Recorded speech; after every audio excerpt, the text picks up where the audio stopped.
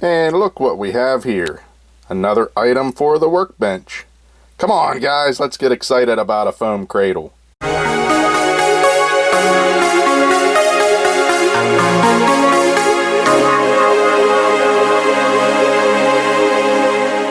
And that is right. This is something new from ESU. They made their own version of a foam cradle. And believe it or not, I really actually wanted to check this out. So I bought one and figured I'd share it with you and maybe give you a little bit of my thoughts. So well, let's dive right into this thing. As you can see, I do have a collection of foam cradles. Plus I have some just foam mats that I use sometimes when I'm working on my locomotives and rolling stock. And it just depends on what I'm doing at the time as to which foam cradle I use. I have this one here. These are HO scale foam cradles, the ones I'm showing you right now. This one, you know, it's not bad. There's nothing wrong with any one of these. This has a fairly soft foam. This one, I believe, came from Micromark.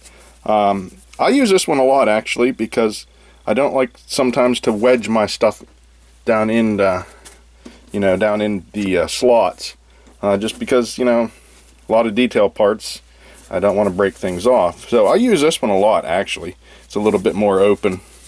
The foam is a little bit, stiffer. But, I mean, you got a couple different choices. And then I wanted to try this one out, this one from ESU. And now, actually, they don't label these HO or N scale or any type of scale.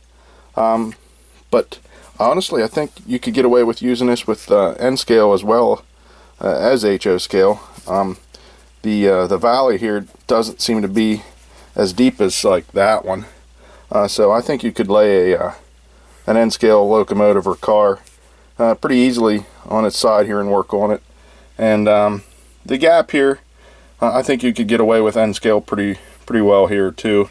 I mean, it is a little bit wider than some N scale stuff, but these really aren't listed as any type of scale. They just are what they are.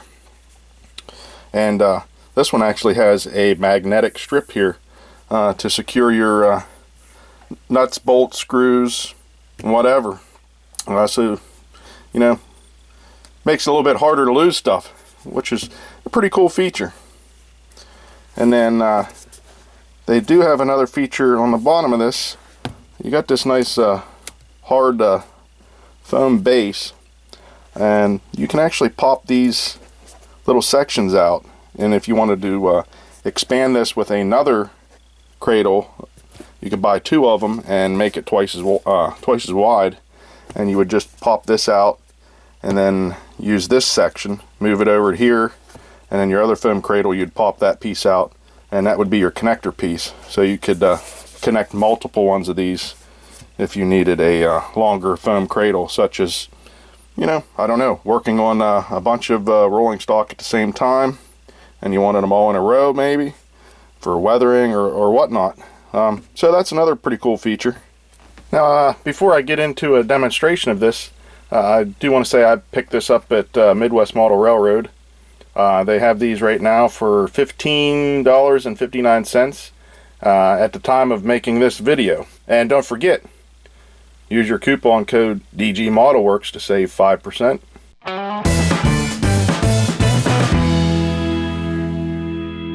Alright, right off the bat I noticed too, the foam of this cradle is actually the softest out of all the ones I have.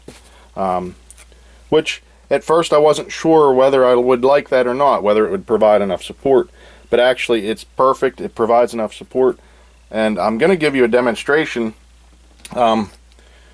with like I have an Athearn locomotive here with sunshades and everything else on it.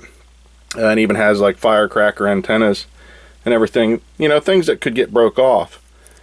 And, at first I was a little bit nervous. You're always nervous when you have detail parts and you're pushing them in your foam cradle. At least I am.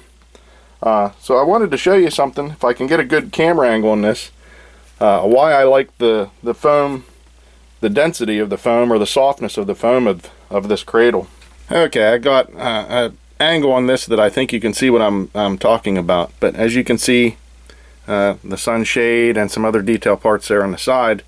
Things that you'd be afraid of breaking off. But as I lay this on the side in the foam cradle, you'll take notice that the sunshade just goes right in the foam. And I mean, if it's too stiff of a foam, it's just going to bend your sunshade over or possibly break something off. But watch, I mean, the angle did not change on the sunshade. So I kind of like that about this foam cradle right off the bat. A little bit less worried about it breaking any type of detail parts off. I mean, you still have to be careful with that, you know, like anything, but that's pretty cool in my book.